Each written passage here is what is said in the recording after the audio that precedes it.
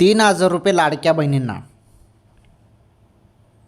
हो बहिणींनो, तुम्हालाच मिळणार हे 3,000 रुपये. आता 3,000 रुपये कसे काय? जुलैचा हप्ता तर 1,500 रुपये येईल, आला असेल तर 1,500 रुपये येईल. 3,000 कसे?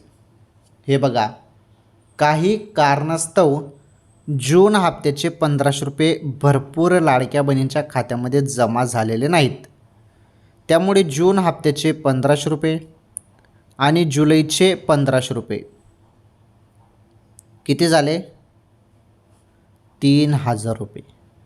तर काही बहिणींना 3,000 रुपये मिळणार आहेत. कोणत्या बहिणींना? ज्यांना जून हप्त्याचे पैसे आले नाहीत त्यांना जून प्लस जुलै या 2 महिन्याचे पैसे 3,000 रुपये मिळतील. आलं लक्षात? वाट बघा, पैसे येणारच आहेत.